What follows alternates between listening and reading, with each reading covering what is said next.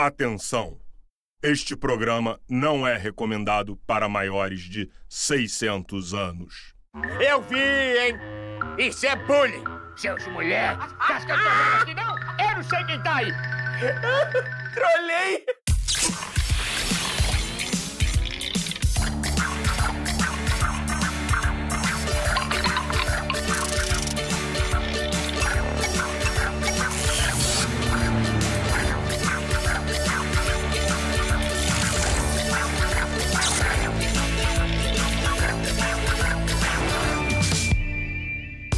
Hora do Enem no ar! E hoje o papo é sobre física.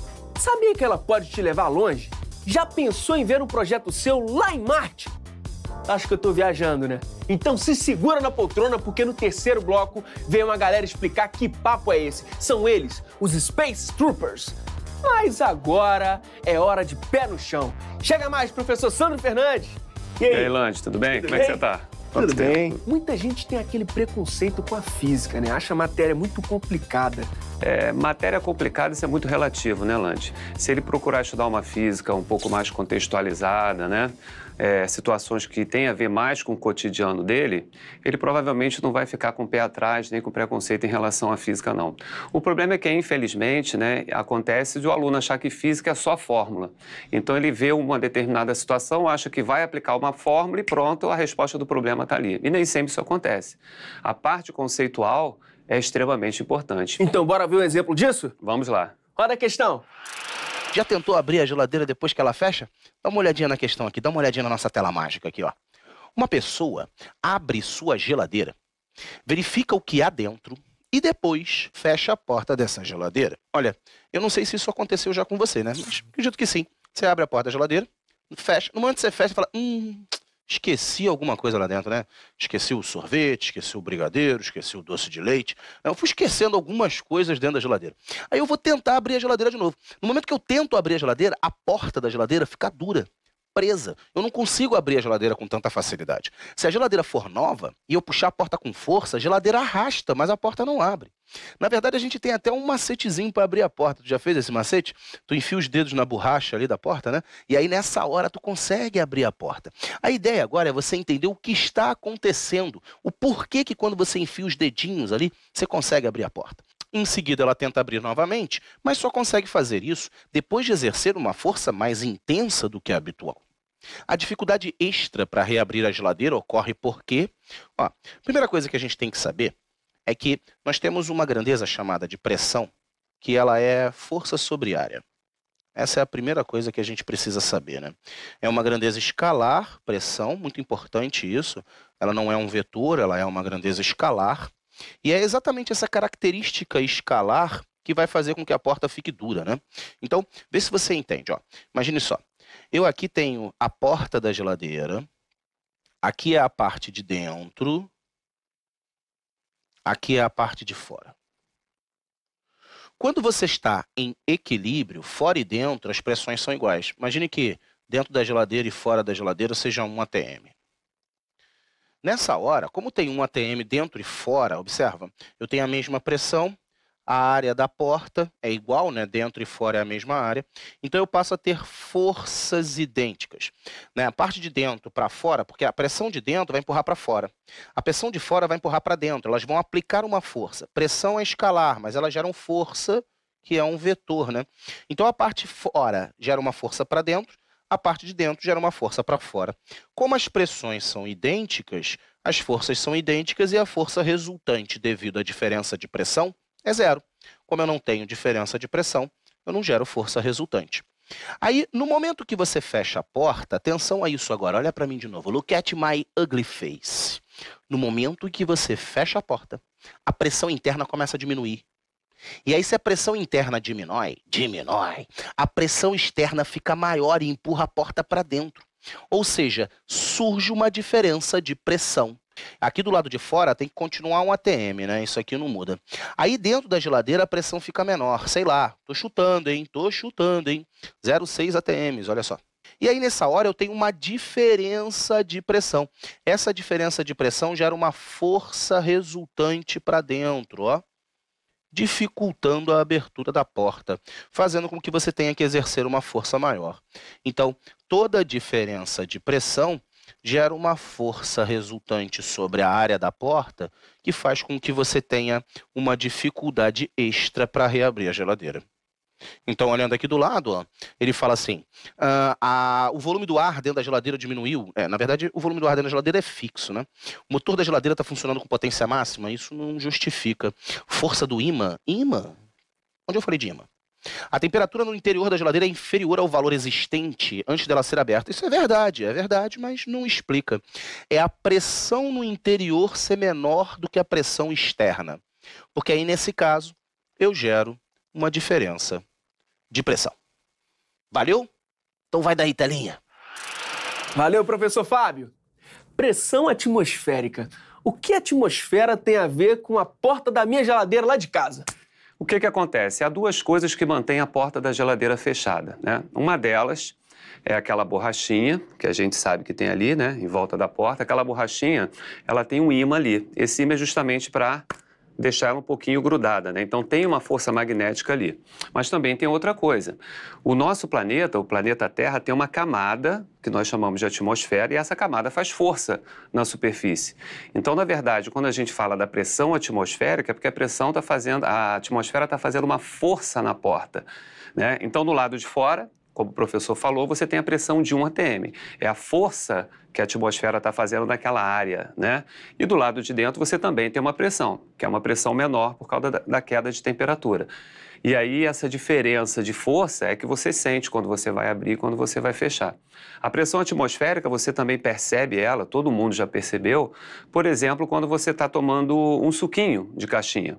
Você repara que quando você está tomando o suquinho, quando chega no final, você dá aquela última sugada, faz aquele barulhinho que você está tirando o ar lá de dentro. O que acontece com a caixinha? Ela entra em colapso, ela amassa. Na verdade, quem é que está amassando a caixinha? É a pressão atmosférica. Porque a pressão dentro, ela fica muito pequena, a pressão fora sendo maior, você tem uma força que esmaga a caixinha, né? A gente tem uma situação como essa também, por exemplo, nos aviões, só que no avião é o contrário. No lado de dentro, né, quando o avião está lá numa alta altitude, no lado de dentro você tem a pressão de 1 atm. E no lado de fora você tem uma pressão menor. Porque conforme a altitude, né, você vai diminuindo, vai subindo, você tem menos camada de atmosfera. Então, a pressão atmosférica fica menor. Então, se você reparar o vidro, né, você tem um acrílico e você tem um vidro na janela do avião. Aquele vidro tem que ser grosso para sustentar essa diferença de pressão.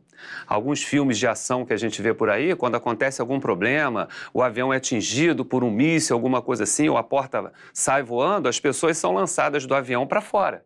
Justamente pelo fato da pressão dentro do avião ser maior do que a pressão fora. Agora, toda vez que eu for pegar um copo d'água na minha geladeira, eu vou lembrar disso. Isso aí. É comum esse tipo de abordagem no Enem? Sim, é muito comum. Questões envolvendo hidrostática, né? Hidrostática tem alguns princípios muito interessantes. O princípio de Stevens, que o aluno deve estudar, o princípio de Pascal, o princípio de Arquimedes. É muito comum nas provas de vestibulares, no Enem principalmente, né? Quase todo ano tem uma situaçãozinha envolvendo problemas envolvendo o princípio de Arquimedes, o princípio de Pascal, ou essa situação de explorar a pressão atmosférica. Recentemente, no Enem, nós tivemos uma questão que você tinha um trator, e aí a questão era por que as rodas dos tratores são tão largas, né? Porque se você tem uma roda larga, você tem uma área de contato maior. Só que área e pressão são inversamente proporcionais. Então, quando você aumenta a área, você diminui a pressão. Então, você não vai afundar muito quando você estiver passando naquela região. Para quem quer saber um pouco mais sobre esses conteúdos, o que você indica? Olha, tem um livro muito interessante chamado A Vida no Limite. No capítulo 2, o título do capítulo é assim, é Vida sob Pressão. Então, ele discute várias situações, né, de atletas, de pessoas que fazem mergulho em alta profundidade, ou então que trabalham fazendo escaladas, e como é que o corpo humano sente esses efeitos, né, da variação de pressão. Professor, esse ano o Enem vai ter algumas mudanças. Por exemplo, a prova de matemática vai ser no mesmo dia que a prova de ciências da natureza.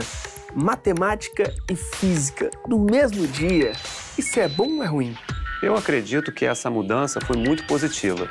Até porque a prova de física do Enem, ela não é uma prova muito matematizada, né? Então, colocar a prova de matemática, que é uma prova que também valoriza muito a parte de ensino fundamental, com a prova de ciências da natureza, eu acho que não atrapalha em nada. Pelo contrário, o aluno que tem mais afinidade com essa área, ele vai ficar mais à vontade ao longo de todo aquele dia, vai fazer uma prova mais tranquila e, às vezes, isso não acontecia antes. Ele tinha que fazer uma prova de história junto com a prova de física, então, hora ele ia bem, hora ele ia mal, então isso podia deixar um pouco ele fora do ritmo, né? Beleza, então vamos ver mais uma questão? Vamos lá. Roda aí. Acompanhe comigo essa questão. Que questão bonita, hein? O avanço tecnológico da medicina propicia o desenvolvimento de tratamento para diversas doenças, como as relacionadas com a visão. As correções que utilizam laser para o tratamento da miopia são consideradas seguras até 12 dióptrias, né? 12 graus que a gente no nosso dia a dia, dependendo da espessura e da curvatura da córnea. Para valores de dióptria superiores a esse, o implante de lentes intraoculares é mais indicado. Olha que show! Essas lentes, conhecidas como lentes fásicas, são implantadas junto à córnea, antecedendo o cristalino, sem que esse precise ser removido, formando a imagem correta sobre a retina. Ei, olha para cá. Lembra que no olho normal, no olho hemétrope, a imagem se forma lá na sua retina. Tá? Se a imagem cair antes ou após a retina, a pessoa tem alguma anomalia visual. Beleza? Vamos continuar. Vamos lá. O comportamento de um feixe de luz incidindo no olho que possui um implante de lentes fásicas para a correção do problema de visão apresentado é esquematizado por... O cara está falando que ele tem miopia. Anota aí. Tá? Miopia. Tudo bem? Vamos lá. Quem tem miopia... usa que tipo de lente? Lembra que a miopia é um problema que acontece quando a imagem, ela cai o quê, pessoal? Antes de chegar à retina, ó. Antes. Isso quer dizer que o olho do míope converge muito a luz. O olho do míope é muito convergente, aí a imagem acaba caindo o quê? Antes da retina. Se você for usar uma lente corretiva, como a minha aqui, um óculos, você vai ter que escolher que tipo de lente. Lembra que eu tenho aqui, basicamente, quando a gente fala em lentes esféricas, as lentes que são convergentes, que são aquelas lentes que concentram a luz, convergem, né? Vão fechar o feixe de luz. E tem as lentes que são o quê, galera? Que são divergentes. O que é uma lente divergente, galerinha? É aquela lente que abre a luz, ó. Ah, diverge, né, Fabrício? É, diverge, abre. No caso da pessoa que tem miopia, o que vai acontecer? O míope ele tem que usar uma lente do tipo o quê, galera? Convergente ou divergente? O olho dele já converge muito, eu tenho que afastar esses raios. Então, o míope ele usa uma lente, vamos lembrar, do tipo o quê, pessoal? Divergente, para que assim ele possa projetar a imagem no lugar certo, que é na nossa, o quê? Na nossa retina. Então, primeira dica, cara, miopia, gente, por favor, que lente o míope usa? Fala pra mim, é uma lente, divergente, tudo bem? Só tem um problema, ei, não esquece, o míope não vai no zoológico, né? O míope não vai ao zoológico, por quê? Porque a lente é divergente. Quando você faz essa analogia, ele fala que ele está colocando aqui o olho, vamos lá, tá aqui o olho, e eu quero que essa imagem caia onde? Na sua retina. Então, você vai usar que tipo de lente aí? Uma lente implantada, né? Que é uma lente do tipo o quê, pessoal? É uma lente do tipo divergente. Na hora que eu coloco essa lente divergente, o que ela vai fazer com a luz? Diz para mim, ela vai abrir. A luz vai chegar aqui, ela vai abrir o feixe, ó. Mas aí a tua lente natural, quem é a tua lente natural? O teu cristalino. O que o cristalino faz? O cristalino é uma lente convergente, ele vai convergir para a tua retina. Organizando o esquema, como é que seria? A retina está aqui, vamos colocar a minha retina. Vamos representar aqui o meu cristalino e vamos representar a nossa lente que foi implantada. Qual seria a melhor representação do que está acontecendo? Acompanha comigo. A lente aqui é uma lente divergente. Como é que eu sei? Porque o cara tem que corrigir a miopia dele. Então, a lente vai abrir a luz, ó. Ah, ela abre. Só que o cristalino é uma lente o quê, galera? É uma lente convergente, vai fechar. Então, o esquema seria semelhante a esse aqui, ó. Tudo bem? Primeiro, diverge, porque essa lente aqui é uma lente do tipo que é uma lente divergente para corrigir a miopia, mas o teu cristalino ele é uma lente convergida, vai convergir. Então, analisando isso, bora dar uma olhadinha aqui. Essa lente é uma lente, ó, passou direto, tá errado, isso aqui é uma lente divergente, tem que abrir. Bora ver a letra B. A luz passou, A lente, né, que ele está usando, implantada, é uma lente divergente, sabe que o cara tem miopia, abriu, e o teu cristalino é uma lente do tipo o quê? Ah, convergente, ó, e aí convergiu para onde? Para nossa o quê? Retina, maravilha. Letrinha o quê, pessoal? Letra B de bola, valeu? Valeu, professor Fabrício. Professor Sandro, essa questão fala de miopia. Eu tenho que ser craque em biologia para mandar bem na física? Não, não. Esse assunto, né, nós chamamos de óptica da visão, na verdade o aluno não precisa ter nenhum conceito de biologia, de como é que funciona, né? Sangue, circulação, humor vítreo, nada disso, né? Ele precisa conhecer o modelo do corpo humano, saber que o corpo humano também tem uma lente, né, que é o cristalino, que é uma lente que tem uma distância focal que vai ajustando de acordo com a posição que você está olhando. Sabe que tem a retina, é onde você tem uma imagem projetada, e ele tem que relacionar isso com o modelo que ele estuda na escola, porque geralmente na escola você tem a lente, né, um tipo de lente que pode ser convergente e divergente, e ele aprende a fazer a construção para descobrir as características da imagem formada. Então, se ele sabe isso, se ele sabe que o olho humano nada mais é do que um sistema óptico que tem uma lente e tem um anteparo onde você projeta a imagem, ele não vai ter dificuldade, não. Não precisa de nada de biologia para resolver essa questão. Mas a ótica vai muito além dos problemas de visão, tô certo? Com certeza. Desde aquele dia que Galileu pegou a lunetazinha, apontou para o céu, a coisa começou a mudar, né? Você vê que você tem instrumentos ópticos que todo mundo usa hoje em dia, o próprio óculos, as lentes de contato, né? Quando você vai fazer um exame, as pessoas geralmente esquecem disso, mas você vai fazer um exame de sangue, depois isso é analisado. Você tem microscópios eletrônicos, você tem outro tipo de microscópio, você tem telescópios, não é isso? Que você faz observação. Então, tudo isso se deve ao quê? À melhoria da qualidade dos sistemas ópticos que você tem. Agora, professor, essas questões sobre lentes sempre trazem gráficos nas respostas? Geralmente, sim. Por quê? Essa parte de espelhos, principalmente espelho esférico e lente, há uma parte de construção. Então, o aluno aprende a fazer construção da imagem. Mas a prova do Enem é uma prova de múltipla escolha, então o aluno não pode construir. Então, como é que a gente vai poder avaliar se o aluno sabe ou não? É botando esquema de gráfico. Então, você coloca uma situação e coloca várias imagens de possíveis situações da imagem formada, como aconteceu no caso dessa questão. E para quem ficou interessado e quer saber um pouco mais? Eu trouxe um link interessante, né? Que nesse link tem algumas simulações em que o aluno pode trabalhar com alguns aplicativos, né? E aí, nesses aplicativos, ele vai mexer, né, vai alterar a posição da lente, dos espelhos e analisar as características da imagem formada. Professor Sandro, muito obrigado mais uma vez, viu? Vale. Eles foram selecionados para a Human Exploration Rover Challenge, uma competição organizada pela NASA. São os Space Troopers. Chega mais, galera! Oi, Lan. Sejam bem-vindos. Tudo bem? E aí, tudo bem? Como que funciona esse projeto? A competição ela é promovida pela NASA e ela tem o intuito de promover a curiosidade dos jovens no quesito de exploração espacial e, além disso, também aproveitar ideias de jovens brilhantes ao redor do mundo para, quem sabe, um dia melhorar e conseguir enviar realmente uma missão espacial. E como que vocês se conheceram? Como o grupo surgiu? Nós nos conhecemos no universo das Olimpíadas Científicas, que todo mundo é muito interessado nessa área. A Natália e o Felipe queríamos participar de uma competição de matemática no MIT, porém nós não conseguimos realizar a inscrição. Então a gente foi procurar outras competições e acabou achando essa, convidamos mais outros 3 integrantes e conseguimos formar nosso time. Mas vem cá, de onde veio esse nome, Space Troopers?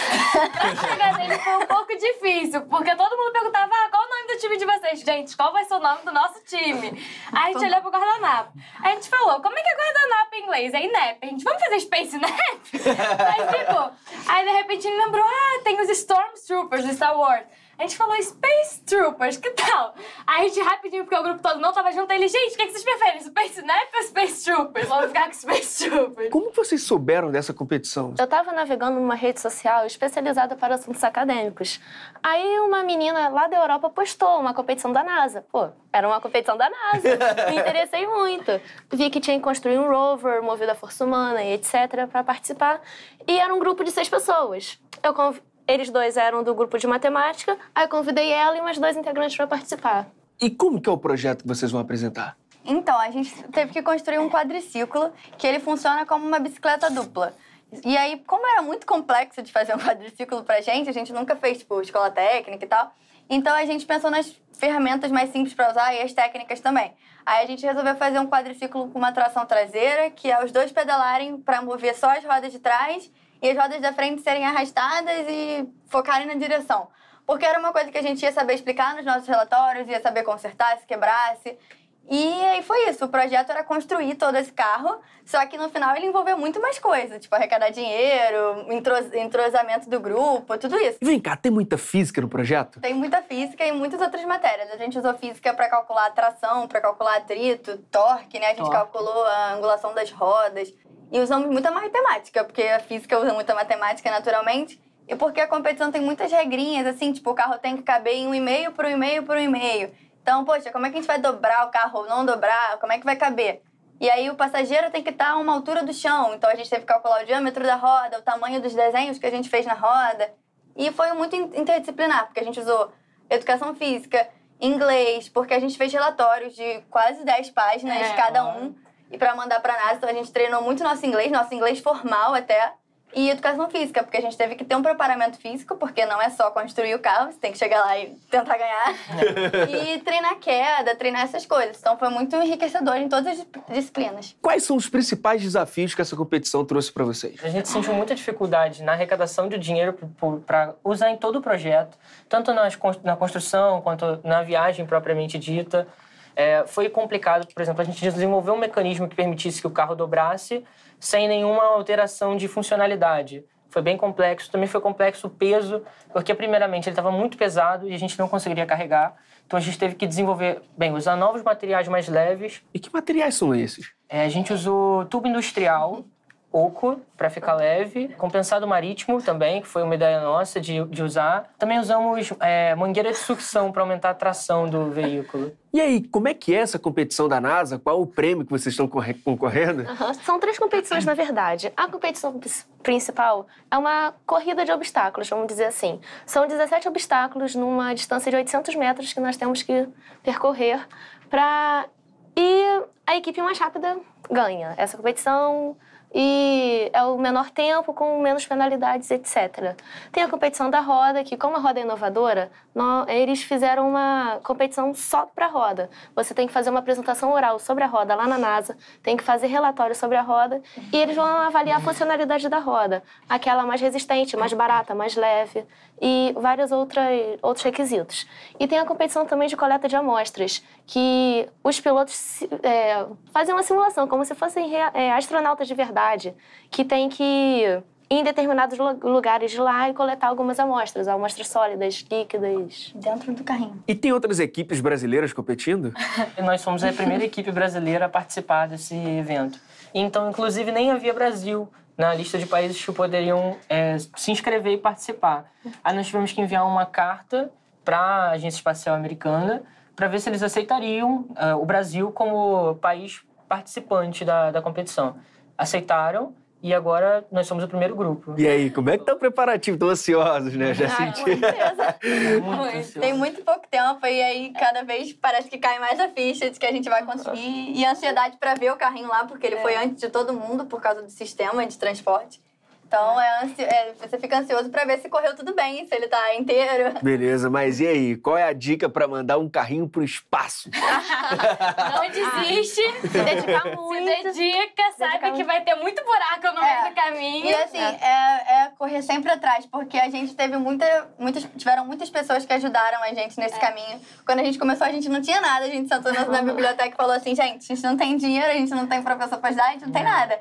E, assim, vieram vários professores que ajudaram no início, vieram instrutoras que ajudaram na marcenaria, ajudaram na mecânica, vieram doadores que ajudaram a gente a chegar onde a gente tá.